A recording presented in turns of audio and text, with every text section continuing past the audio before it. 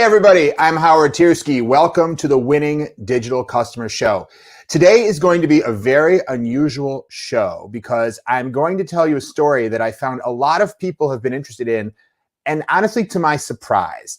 I've been doing a lot of podcasts lately to promote my book, Winning Digital Customers. You may have heard of it. And I have been often asked a little bit about my story and my history and my background and how I came to start my own agency and consulting company. And it's not something I have talked about very often just because I just always assumed people wouldn't be that interested. But I actually found a lot of people were asking about it, and I even got a lot of comments on it. So I thought I would share with you guys a little bit of my story, because what I did was I left a big kind of senior executive role at a large company already now almost 14 years ago and started my own business. And I've been running that business more or less since then with some twists and turns and changes. And a lot of people are interested in that story. And I specifically thought, and I would imagine there's probably a lot about that story that might not be interesting, but as I thought about the things that people have seemed to express an interest in, I get a lot of questions about this. Oh, you started your own business. How did you do that? Things like that. So I thought I'd talk a little bit about it because I've actually discovered that a lot of people who are senior executives at large companies themselves, which I think is a lot of the people who watch and listen to these shows, have this in their mind. Like, it's like this idea like, well, I'm working for a big company, but I wonder what it would be like to start my own business. Is it right for me, et cetera? So to structure my thinking in this, because normally, I'm coming on here and I'm talking about something about digital transformation, right? How to create a pitch case for digital transformation, or how to generate ideas, or how to reduce risk in building something. I'm giving you guidance on something that I've learned along the way, or I'm interviewing a guest with content about how to do the work of digital. And here I'm going to talk a little about my own story and what I learned from it. So as I say, a little bit of a different type of show today. Hopefully you find it interesting. So here, but just so you know what's coming, here's what I'm planning to talk about. I thought I'd structure this as a set of questions. And these are the questions that I get asked most about my own journey and experience. The first is, I was in a big, fairly cushy corporate job. Why did I leave that and start my own company? To some people, that sounds like maybe a crazy thing to do. Doesn't seem crazy to me, but I can understand why other people wouldn't see it the same way I did. So why did I do that? Second of all, was I afraid? Was I worried about leaving behind a big salary and all that and starting my own company? I'm going to talk about that. Number three, so how did I do it? Just literally, logistically, like how did I go from one day working for a big company and then the next day I was running my own or starting my own company? How did I make that happen? Did I have investors, or like what was that transition like?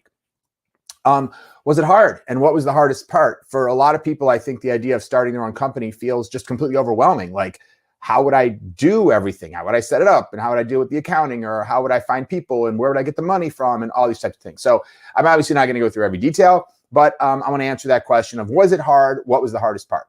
Number five, how did I know if I was really ready to do this? I might take these a little out of sequence now that I look at this list freshly, but how did I know that it was time, in other words, to leave a big company and start my own company? I'm going to talk about that. So how did it go? Like, was it good? 6 months after leaving, was I like, oh my God, I've made the biggest mistake in my life. How am I ever going to get back where I was? Did I have regrets, et cetera? So I'm going to talk about that. And number seven, is it right for me? Not me, meaning you. In that case, you're me. Does that make sense? And there should be a question mark there. Damn it. My first grade teacher would be very upset with me for ending a question without a proper punctuational question mark. But her name was Mrs. Markowitz, by the way. She was terrible. Anyway, so I will be answering the question, how do you know whether this type of move is right for you? It may or may not be. I'm certainly not here to tell you that it is right for you. And lastly, what do I think is the most important thing for success if you're doing what I did, and generally speaking, leaving a big corporate job and starting your own business? So that is what I'm going to talk about. I have no more slides. I'm only going to just essentially go through and answer these questions for you. So first of all, why did I leave a big corporate job and start my own business? Well, first, let me just tell you what the job was, just to give you a little context. I right out of graduate school, and by the way, I have a graduate degree in theater directing. So just so you know where I came from, and I was doing theater productions I was living in Los Angeles at the time. And in parallel with that, actually, while I was in graduate school, I got a job working for a big consulting company called Ernst & Young. And what was my job? I was in the graphics department. That was my initial job at Ernst & Young because in addition to being, I was obviously an artistic sort of person. In addition to being in the theater, I did a lot of design, graphic design, early Macintosh, Photoshop, desktop publishing. This was back in the early 90s. So you can imagine things were much more primitive back then. But anyway, this was a skill I had that I knew that I could make money doing. Theater is a much harder thing to make money doing. So this was kind of, if you will, my day job. And I was working for Ernst & Young in the graphics department. And that was how I started. And then I was with Ernst & Young Consulting for about 16 or 17 years, something like that. I think it's 16. And during that time, not an important thing to know, but the consulting practice was bought by another company called Capgemini, which is another one of the world's sort of largest consulting companies. So at one point in time, my paycheck went from going from Ernst & Young Consulting to Capgemini, but that wasn't so much because I moved, but they moved the whole huge division of the company that I was a part of. So, when I left Capgemini, I was a senior executive there in charge of e-commerce practice and some other things. And basically flying all over the world, working with huge Fortune 500, Fortune 1000 clients, consulting on digital transformation, digital things in general, building websites, creating e-commerce businesses. That was essentially what I was doing. And that's, so that's the history. That doesn't actually answer why did I do that. That's just to give you context of what was it that I did. And then what I did was I started my own consulting company and digital agency doing kind of the same type of work as I was doing before. But I went from a company which at the time I think had something like 40 or 50,000 employees. And actually now I think they have like 150,000 employees or something like that. Capgemini, enormous global company.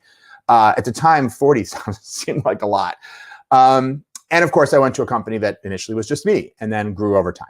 And now we have about 100. So even still to this day, we're certainly not of Capgemini scale. So why would I do that? Why would I leave a big six-figure paycheck at a large global company that was flying me all over the world and move to a company where I was the only person and I had to start everything from scratch? Well, I did it for a few reasons. The first thing was I wanted more control. I was always being told, hey, we need you here, we need you here, we need you there, we need you in this country, we need you out on the West Coast, we need you at this pharmaceutical client. And on the one hand, it feels great to be needed and wanted and for people to, feel that they want to pull you in to what they're doing. And at the same time, some of those things were not what I wanted to do. There were certain industries that I was less enthusiastic about than others. There were, and in addition, I had small children at home at the time. Some of you know I have 5 children. At the time, I had 2, and my daughter, who's in college now, was probably 4 or something like that, or 3 or 4, and my second daughter, who's now a senior in high school, was 3 or whatever it was, 4 and 3 or 3 and 2 or something along those lines. So I was traveling all over the place, and I didn't have an opportunity to spend as much time at home as I wanted to, and I was senior enough to be able to say no, I'm not going to fly to Hong Kong for that meeting. No, I'm not going to go to London. No, I'm not going to spend the week in LA. But it wasn't really consistent with the company.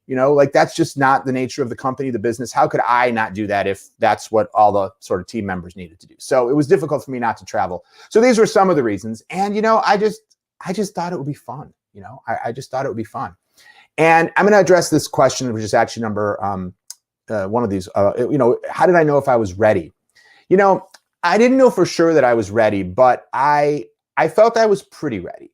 And part of the reason was because I went from acting as essentially a consultant, providing services to large companies, into a business where I was doing very much the same thing, but albeit at a drastically smaller scale.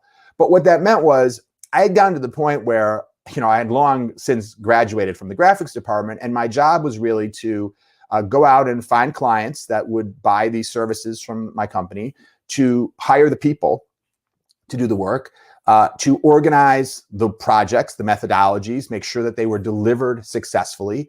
Heck, I was even in charge of making sure the agreements got done, the contracts. I mean, of course, there were lawyers, but, and even making sure the bills got paid. If the client, was late on their bill, eventually would wind up on my desk, and I have to call the client and say, hey, listen, we're 90 days behind. You owe us money. So I got to the point in that role where I really felt like, gosh, I'm kind of doing every step of this process. And so therefore I felt pretty confident that I knew there was no part of the business that was a mystery to me. And also I just felt that kind of itch. I felt that desire to do something differently. I really appreciate and loved the work that I was doing. I really did. I have zero bad things to say about it. Wasn't one of these take this job and shove it type situations. But I was ready to move on. I just felt like the novelty had worn off. If someone gave me a call and said that I needed to be in Istanbul next week, it wasn't like, oh, cool, Istanbul, I've never been there. I was like, oh, geez, And that was what told me. And I know for someone who hasn't had those kind of opportunities, it may sound completely unappreciative. But no matter what you're doing, there comes a point where whatever perks you're getting or whatever opportunities you're getting maybe aren't as meaningful to you as they used to be. And other things may instead be meaningful. And actually, I'm going to mention one other reason I left, which is I had grown in the organization to a scale of responsibility where I had limited opportunity to be deeply involved in client projects, meaning we had so many people working. I was being pulled in so many directions. I was a little bit more of I don't want to say a figurehead, but like I would fly over and I would meet with a client about a project, but I wouldn't have time to continue to really keep up with that team on that project because the next day I was flying somewhere else. The next day I was going somewhere else. And so I had limited opportunity in some cases to really be actively a part of something. I was more just dropping in on a huge portfolio of things. And then also it was not as fun for me as when I had the opportunity to really sink my teeth in and get involved in helping with the actual transformation. So those are some of the reasons that I left. But you might think, well, those are reasons to leave, but gosh, you must have had a lot of reasons not to leave. And that kind of goes to number 2. Wasn't I afraid? And I think this is actually one of the things that I get asked the most. And I think it's because there's a lot of people who are in senior executive roles and they're thinking they might like to do something like this, but they're concerned. And naturally, they might be concerned about money and, the disruption of their paycheck. They might be concerned about failure. They feel like they know how to succeed in the big company environment and they're not sure if they're going to be successful. I was not afraid, or maybe let me put it another way. I had contemplated doing this for a couple of years, looked for an opportunity, and I think I did it at a point in time when I was not afraid. And I was not afraid for a couple of reasons, mainly 2 reasons. The first reason I wasn't afraid is that I was pretty confident that if for some reason it didn't go well, if I went out and started my own company and then, it just totally was a disaster, I could go back to the kind of work I was already doing. I was pretty confident that the company I was working for would take me back in the same role.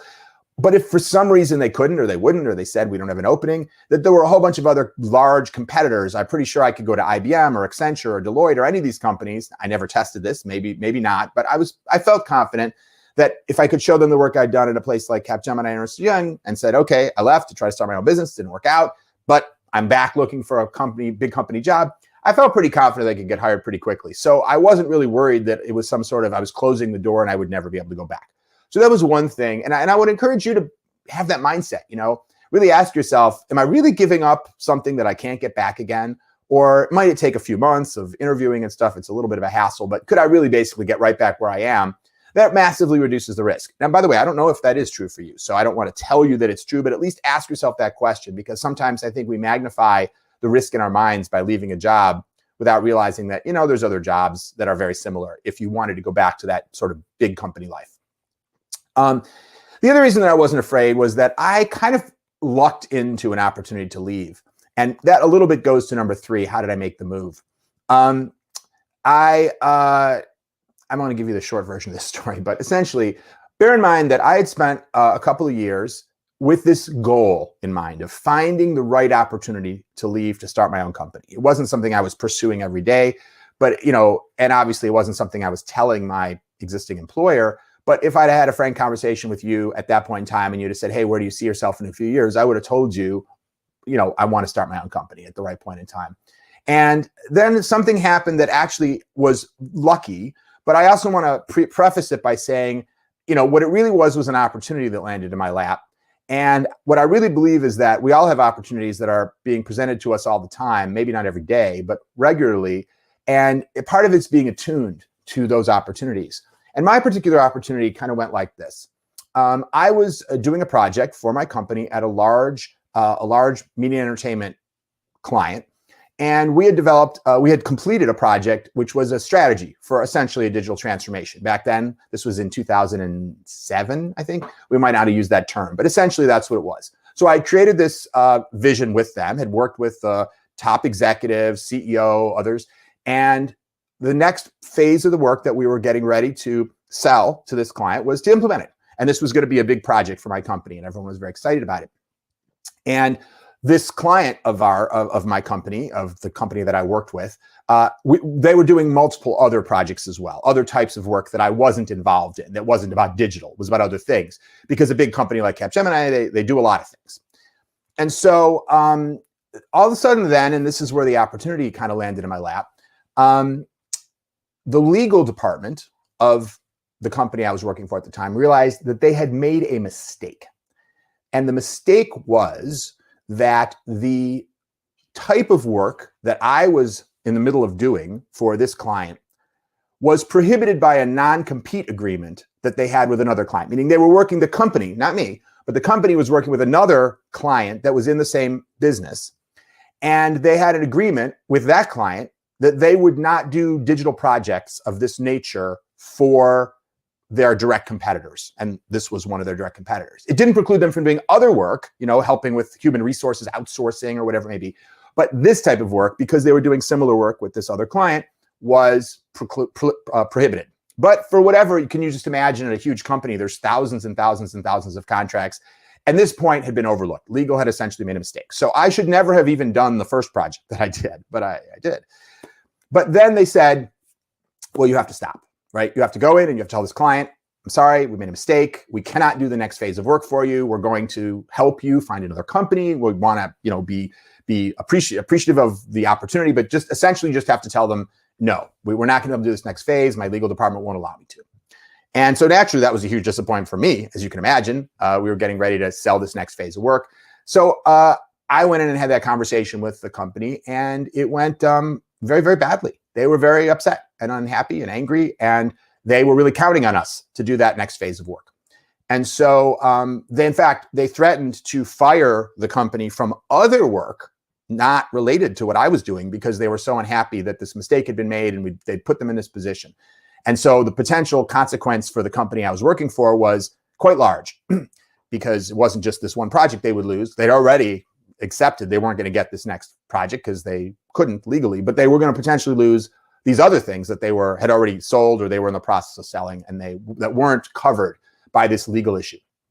Hopefully this isn't too detailed, but I just want to give you the general flavor of that. So, this is the moment where I think I realized there was an opportunity, and I'm pointing it out this way just to show you that it wasn't a crazy obvious opportunity. It wasn't like someone said, here, would you like to start your own business?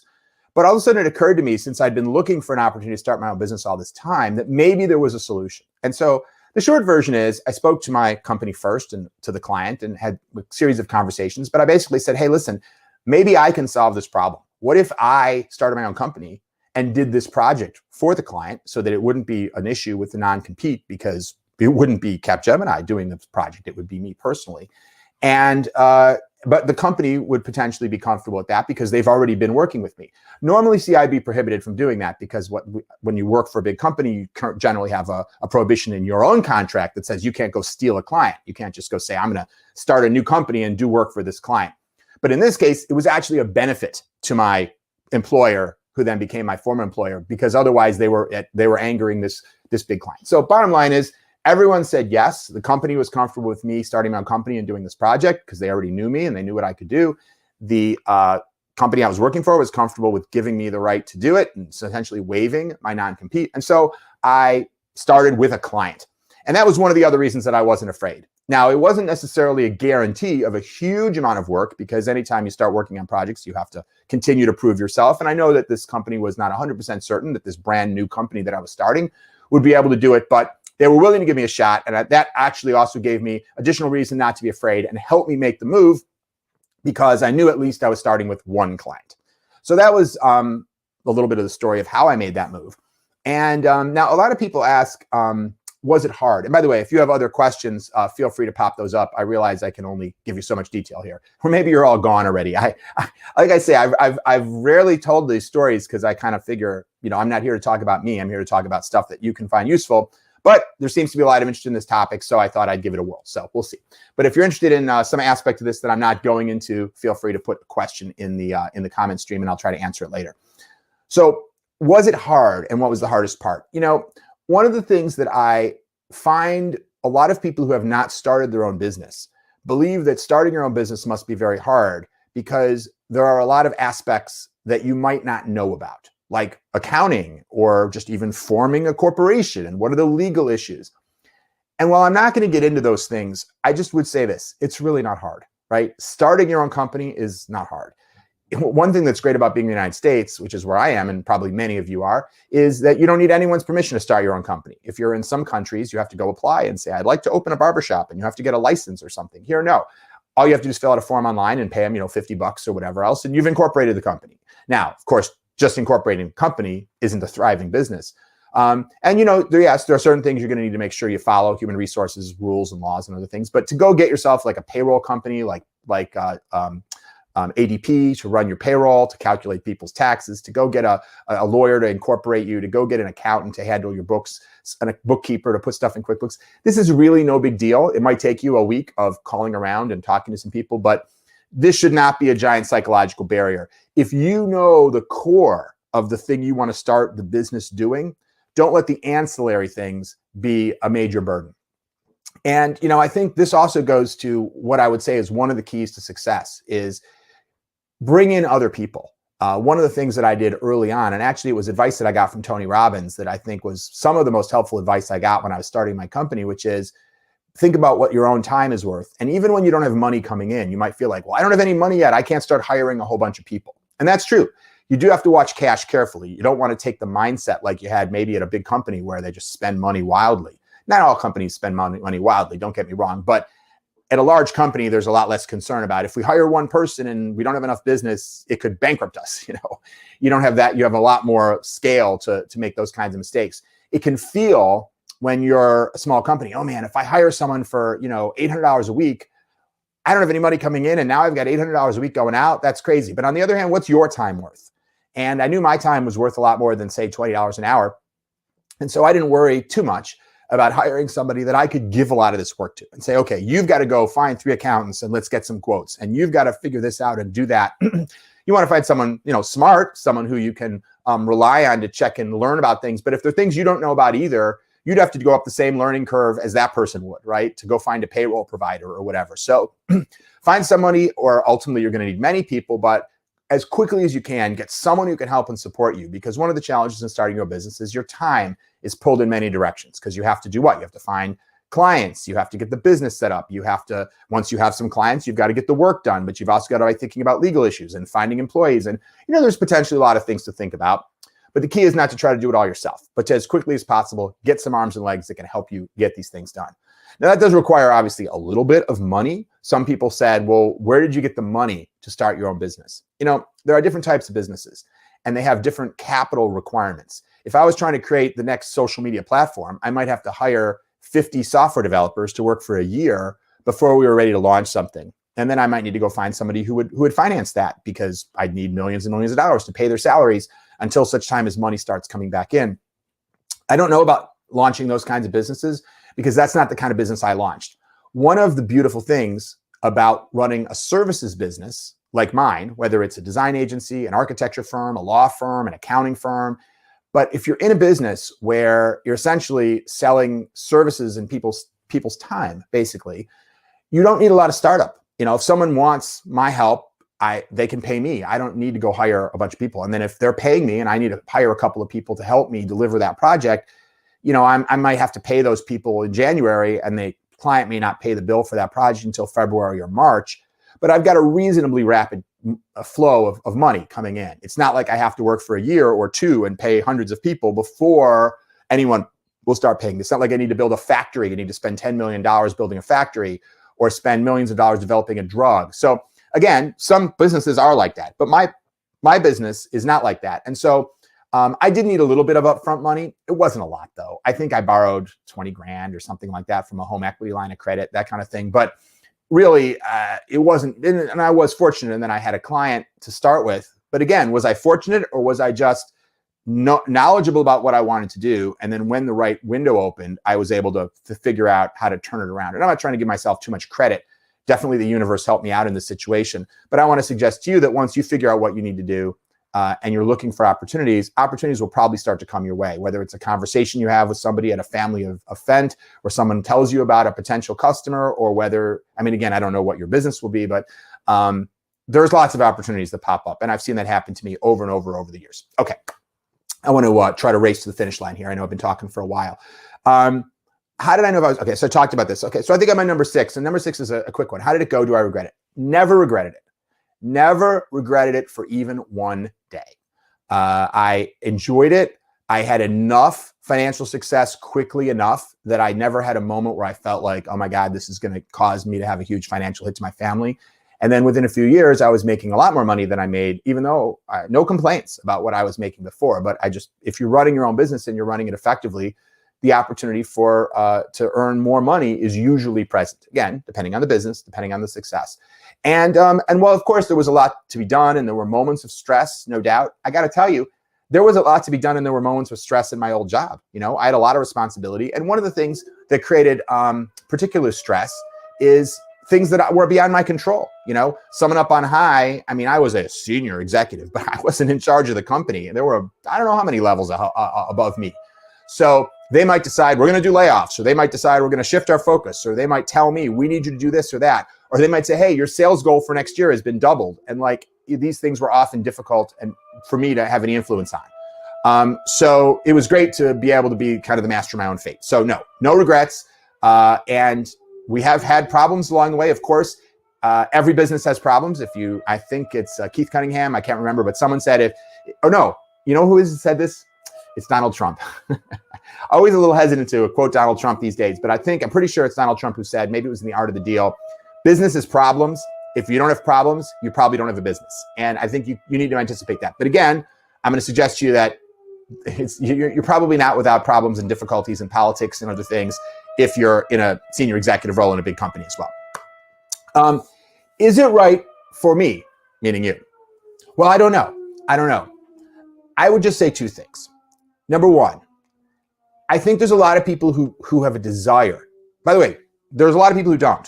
If you're happy, you're loving your career, you're happy with how you're compensated, you feel enthusiastic and excited about your job for a big company, then the Lord knows there is zero reason that you need to start your own company. I'm not here to tell you that there's something wrong with being a senior executive at a big company and you need to switch to running your own business. Absolutely not. On the other hand, if you're somebody who feels like, God, that's what I'd really like to be doing, but I'm worried about money, but I'm concerned I wouldn't have the knowledge necessary to start a company, but I don't know where my clients would come from, but, and it's holding you back from doing what you really feel you want to do, well, then I would say, while I'm not suggesting you should quit your job tomorrow and then figure it all out, I'm going to say to you, start figuring it out now so that then maybe you'll feel ready to make the move. But then, I wouldn't not pursue it. I wouldn't, if you don't mind a double negative, I wouldn't hold yourself back from considering it and pursuing it because of all those fears and concerns. What I would instead do is say, this is what I really want. Get really clear on what you want. One of the exercises I did that helped me get clear on the fact that I wanted to start my own business was an exercise. I was probably from Tony Robbins, or it might have even been somewhere else, which was about creating a vision for your future and what you really wanted. And when I did that, I realized that this is what I really wanted. But that doesn't mean it's easy to get there. It's one thing to go, oh, I'd like to win $1 million. I'd like to own a yacht. I'd like to, own a zoo or whatever, If you say, what I really want is to own a zoo, that's my passion. I want to run and own a zoo. Well, how do you do that? I don't know. But if that's what you want, I would say, don't deny it. Start by saying, you know what? That's what I really want in life. That's what would make me happy. And then start figuring out, how do people come to own zoos? Who already owns a zoo? How can I learn from them? What are the steps? What do I need to know? Obviously, that's quite different from my business, although it sometimes feels like a zoo around here. But in any case, so that's what I would say. The other thing I would say about is it right for me is I went from a big company doing consulting work and digital creative work and technical work for big companies. I was at a big company, but I was working for big companies. That's who my clients were, companies like General Electric and General Motors and Office Depot and such. And I went and started my own company doing almost exactly the same thing. So as I mentioned earlier, I knew how to do it. It wasn't like I decided to open a restaurant, for example, which I don't know how to do. And so is it right for you, or a combination of is it right for you and is it the right time? You have to ask yourself, do I have the core skills to do this? Now, again, to be clear, I'm not saying if you are an expert at running restaurants and you've worked for multiple people who own and run restaurants, and you've run the restaurants for them and you understand every aspect of the restaurant business, but you don't understand everything about business, meaning legal issues and accounting issues and those types of banking issues, but you know the restaurant business, then I wouldn't worry about it, because as I said earlier, you can get other people to do those other things, generally speaking.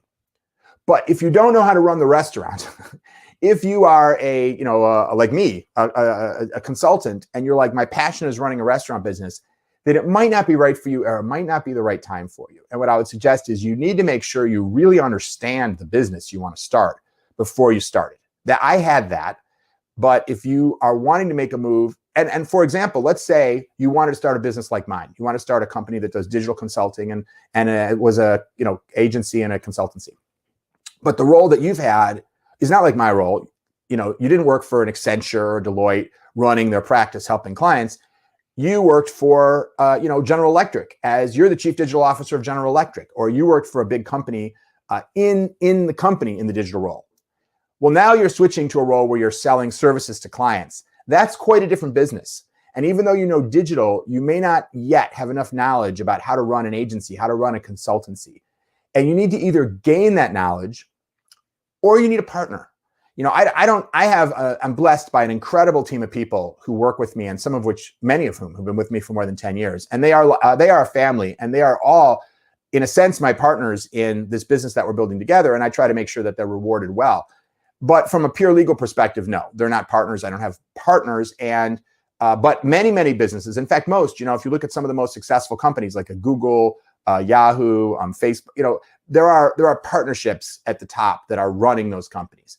And so you may need somebody else to fill in the gaps that you don't have. You may need somebody who has that experience that you don't have. So some combination of having it yourself. I don't think I would leave a job in industry A to go to industry B and start a new company. I would rather say leave your job in industry A to go to another big company in industry B, learn that business, maybe not for 15, 16 years like I did, but at least for a year or two. And then you're more ready to start your own business. And so then I just want to end with, so what's most successful? What's most important, I mean to say.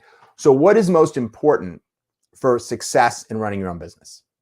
And on the one hand, of course, you could argue, well, it's highly dependent on the nature of the business, et cetera. But I think in the end, most businesses, the part that's most important is people.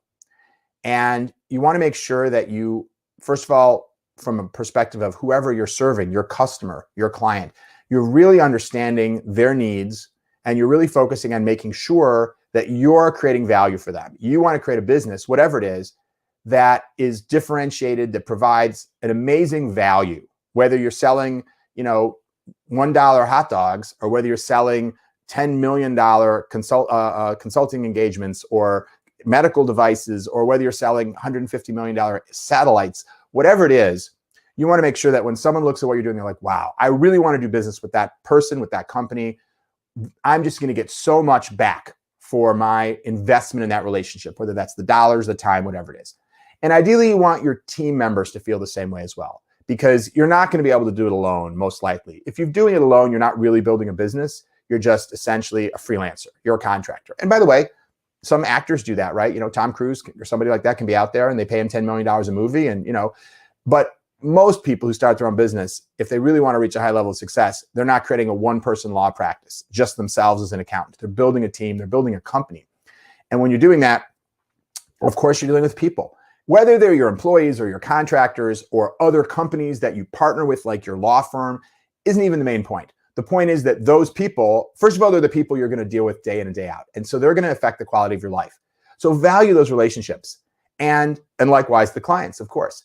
And really, I would say that's, I think, the most important thing for success. Because if you've got great relationships with your team members, and you've got great relationships with your clients and your prospects and the people that might eventually become your clients, you're going to be in a good position to run a great business. And in contrary, if your clients are kind of not loving you, they're resentful, your employees aren't happy, it's going to be really, really tough to run a successful business. So if I had to pick one thing that's most important, I would say start focusing on people. So hopefully this is helpful. This is a quick summary of my story. Of course, I've left out an enormous amount, but perhaps given you even more than you wanted anyway. I have no idea.